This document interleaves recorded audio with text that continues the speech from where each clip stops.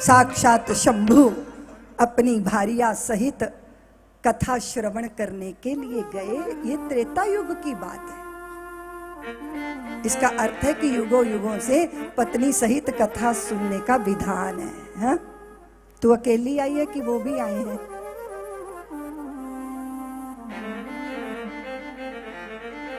और कई बोलते आए तो थे स्कूटर में, बाहर ही छोड़ के चले गए। दूसरी बोलती है कि सास है कि मुक्ति मिल गई? बोले 2 साल पहले मुक्त हो गई हूं।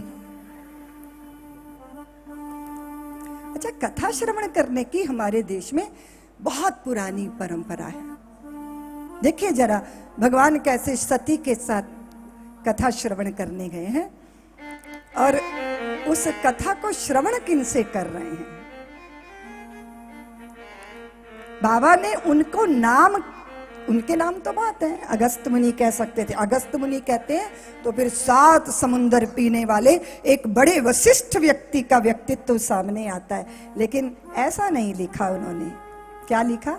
एक बार त्रेता जुग माही, एक बार त्रेता जुग माही, शंभु गए कुंभज ऋषि पाही, शंभु गए कुंभज ऋषि पाही, संग सती जग जननी भवानी, संग सती जग जननी भवानी, पूजे ऋषि अखिलेश्वर जानी, पूजे ऋषि अखिलेश्वर जानी।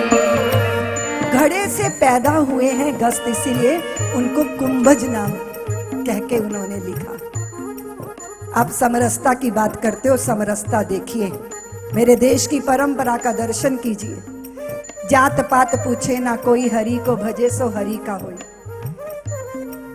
नहीं देखा जाता कि उसकी विद्वता क्या है, उसकी जाति क्या है। वो राम के गुण गा रहा है, इसलिए उसके चरणों में बैठ जाना चाहिए। भले ही हम शंभु हों, पर राम कथा श्रवण करने के लिए। और जैसे ही वे उठे, उन्होंने देखा कि भगवान आए हैं, तो वो चरणों में प्रणत प्रणाम कर रहे हैं, दंडवती कर रहे हैं। और बस यह आचरण देख के सती को भ्रांति हो। साधु की विनम्रता को देख के भ्रांति हुई सती के चित्त में। क्योंकि देखिए, चाहे कुछ भी हो, जीन्स का जो असर है ना, वो हमारे व्यक्तित्व में आता ही है, आता ही है। आपके माता पिता की जो सोच होगी, जो विचार होगा, आप में आएगा ही वो। तुम कहती हो दीदी माँ देखो मेरे पोते हैं ना, उनकी नाक बिल्कुल हमारे परदादा जी जैसी है। अरे वो नाक पे ही नहीं चढ़ के बैठे परदादा जी हर हलचल में प्रकट होंगे। क्योंकि ये परंपरा से हमें मिलता है, रक्त से, रजवीर्य से हमें प्राप्त होता है। और ये भाग्य की बात है कि आप किसी विवेकी के घर में जन्मो। हाँ, ये भाग्य की बात है कि आप किन के बीच में हो, आपका संग साथ कैसा है। और हमारे देश के अंदर बहुत इतना जबरदस्त बदनाम किया गया भारतीय संस्कृति को। दुनिया ने हमारे भेदभाव की इतनी बातें की हैं। हाँ, वो विकृत है, वो अच्छा नहीं है। जातीय अभिमान पालना अच्छा नहीं है, या अपनी जाति को लेके हीन भावना से ग्रसित होना अच्छा नहीं है। लेकिन जब अंतिम निर्णय हुआ तो क्या हुआ कि जाति हमारी ब्रह्म है, अनहद में विश्राम।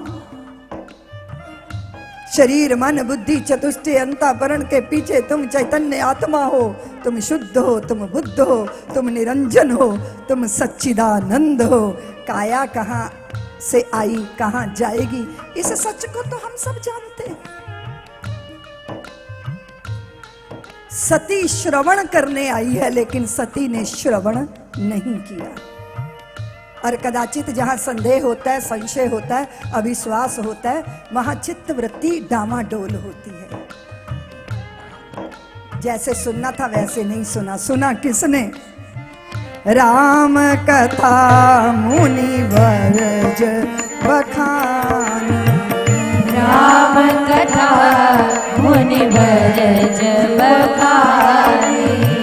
सुनी महेश परम सुख मानी।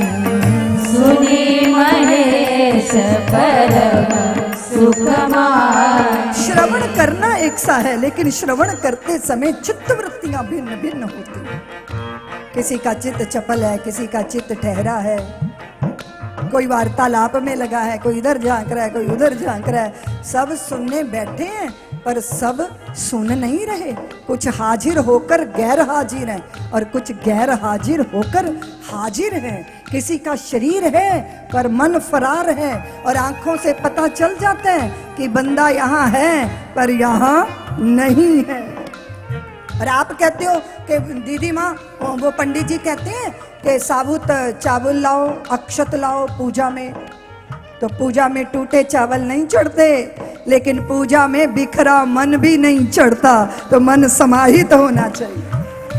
हम मन बुद्धि चित्त और सबसे समग्र होकर, समग्रता से अर्पण होता है, समग्रता से विषय में प्रवेश होता है, समग्रता से तन्मयता आती है। इसीलिए और कदाचित कौन कथा सुना रहे हैं? कुंभज ऋषि घड़े से पैदा हुए, तो घड़े से पैदा हुआ और उनसे श्रवण कौन कर रहे हैं? शंकर भगवान। और आह्लादित हो रहे हैं, रोमांचित हो रहे हैं, रोम रोम पुलकित हो रहा है।